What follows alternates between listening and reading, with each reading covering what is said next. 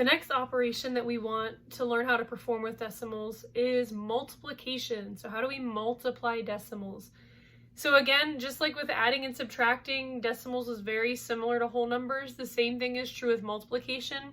It's going to be almost the same process. You just got to pay attention to the decimals. So that's the only thing you got to keep in mind with multiplication as well. So I have a couple problems up here that we'll work through.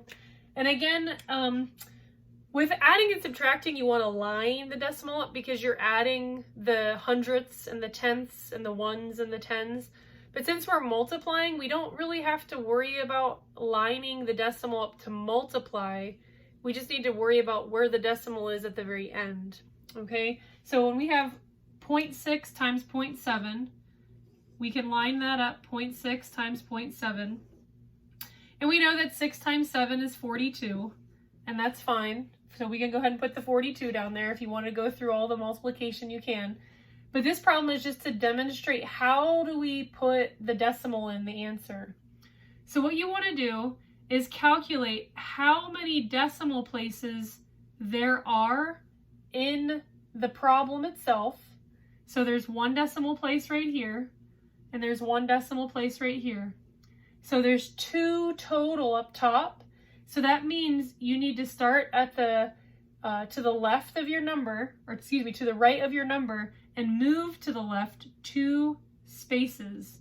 And that's where your decimal is going to be. So this is going to equal 0.42. So again, it doesn't matter how you multiply and where you put the numbers and if the decimals lined up or not. It doesn't really matter. Just do your regular multiplication. But you want to add up how many decimal places are being used in the problem. Add those up, and that's how far over you're going to come to place your decimal. So let's go ahead and work through another problem, and this one's a little bit more complicated. So we'll just work through it step by step. So we get a nice review of multiplication as well.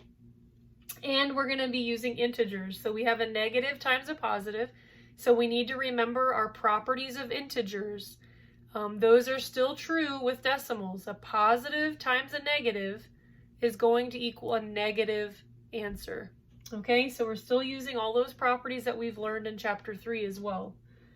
So we're going to go ahead and line this up.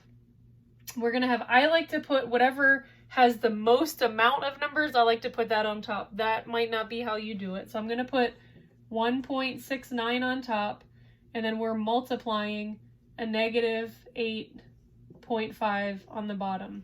So you can see my decimals aren't lined up. Nothing's lined up right here. So it doesn't really matter.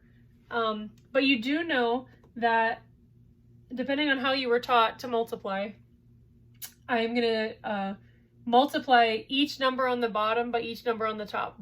So 5 times 9 is 45. 5 times 6 is 30, plus your 4 is 34, carry the 3. 5 times 1 is 5, plus the 3 is 8. So we got rid of the 5, we multiplied this 5 by everything on the top. And now because we're starting at the 8 value, we're going to put a 0 here because we're starting one number over. And we're going to do the same thing with the 8, multiply the 8 by each of these. So 8 times 9 is 72. 8 times 6 is 48. 48 plus 7 is 55. And then 8 times 1 is 8, plus 5 is 13. So we have our numbers down there. Now what do? We multiplied this 5 by everything on top. We multiplied the 8 by everything on top. We add those together. 5 plus 0 is 5. 4 plus 2 is 6. 8 plus 5 is 13. Carry the 1. 1 plus 3 is 4. And then the 1 by itself. We know with our properties of integers that our answer is going to be negative.